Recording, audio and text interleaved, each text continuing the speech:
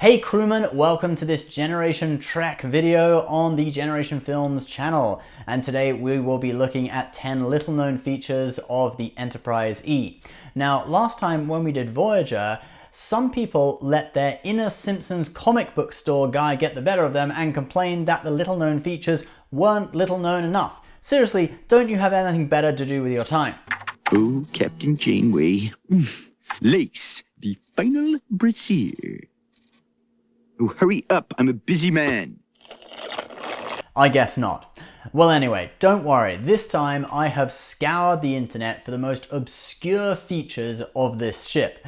Don't worry, you're not going to see the manual steering column here. Everyone knows that one.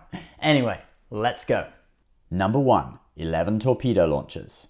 The Enterprise E was designed for fighting the Borg, and when it was first built, it had one quantum torpedo launcher, 2 forward-facing photon torpedo launchers, and 2 aft-facing photon torpedo launchers, a total of 5.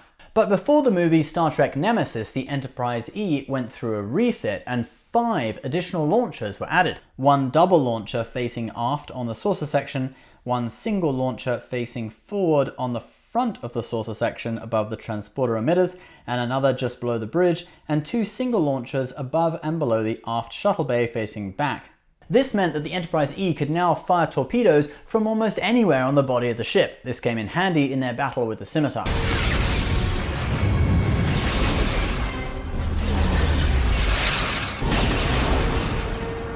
Number 2. Type 12 phasers. The Enterprise E has Type 12 phaser arrays. In the original script for Star Trek Nemesis, Picard mentions that the power output of these phasers is 125,000 terajoules. So how powerful is that? Well, 1 terajoule is 947 million BTU, or British thermal units. This is the amount of energy required to raise the temperature of 1 pound of water by 1 degree Fahrenheit, and is the unit that is used to measure the output of heaters. For example, this wood pellet furnace is rated at 30,000 BTU. So 1 terajoule would be the power of about 30,000 of these furnaces. Now times that by 125,000 and the power output of the Enterprise E's Type 12 phaser arrays would contain the power of 3,750,000,000 wood pellet furnaces. I'm sure Starfleet personnel didn't have any problem keeping their homes warm during the winter. Number 3. Fighter wing.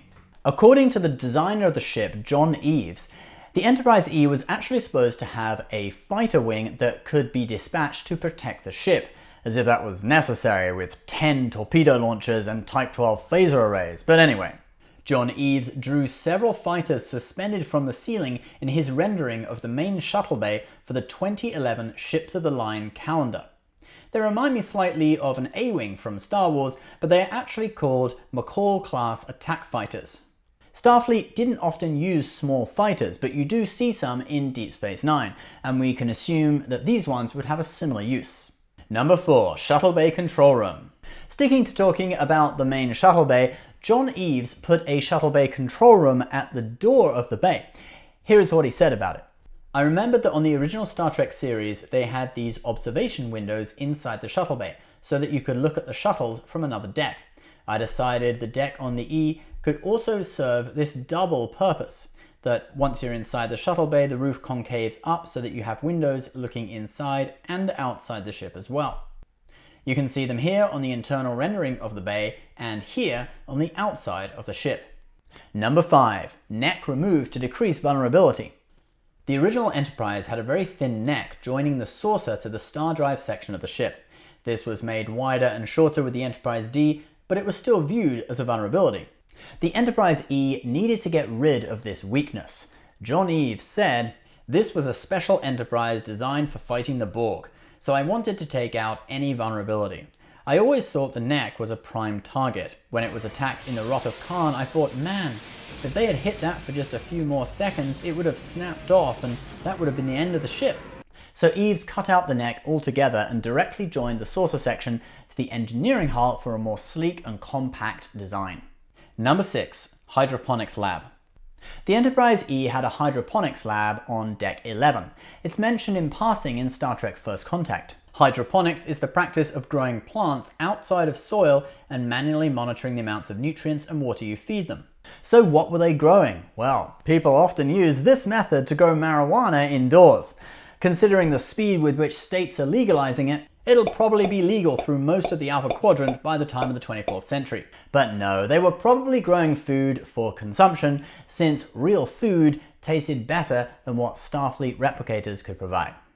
Number 7. Saucer separation. One of the coolest maneuvers of the Enterprise D was the saucer separation sequence. Captain's log, stardate 41153.7. Preparing to detach saucer section so that families and majority of the ship's company can seek relative safety, while the vessel's star drive containing the battle bridge and main armaments will turn back and confront the mystery that is threatening us. But the battle section of the ship always looked kind of goofy. Well, when John Eaves designed the Enterprise E, he figured out where the brakes would be in a possible separation and actually put some thought into the aesthetics of each section of the ship when it was flying on its own. I wanted the two parts of the ship to look very independent of each other and not as if they had to be together. I drew a version with the saucer off where it looks kind of like a giant retro dart. I wanted that part of the ship to look very fast but also aggressive. So Eaves wanted the ship to be able to separate, but it's never discussed or seen on screen.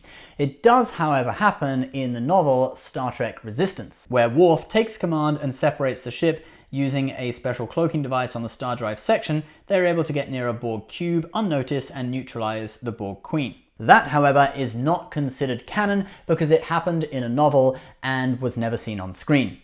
One thing that also should be pointed out is that there are only 2 impulse engines on the Enterprise and they are both on the saucer section. So once separated, the secondary hull would only be capable of warp or slow maneuvering using thrusters only. Number 8. Officer's Mess. Another part of the ship that we don't really see on screen is the Officer's Mess, similar to 10 Forward on the Enterprise D.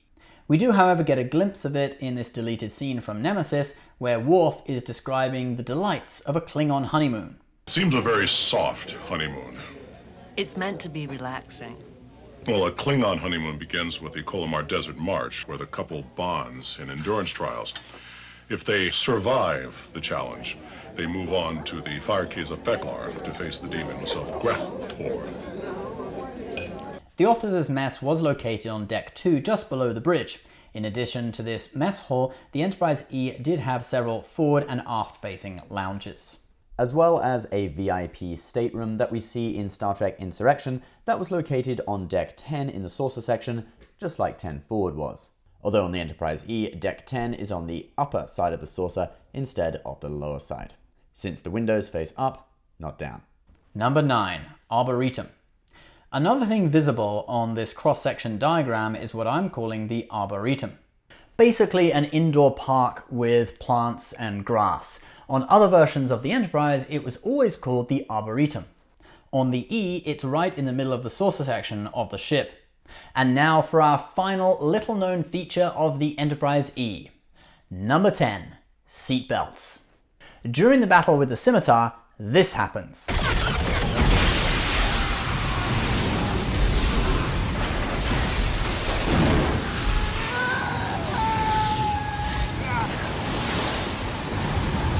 What could you possibly do to stop those poor innocent Starfleet officers from getting sucked out into space? Well, in one deleted scene from Star Trek Nemesis, we find out the answer. It's the Mark 7, Captain. State-of-the-art ergonomics, command interface. I told her that you were comfortable with your old chair. Well, let's give it a try.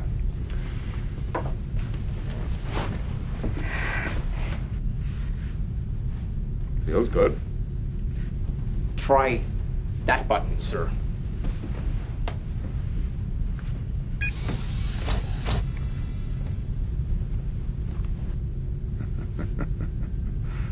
About time.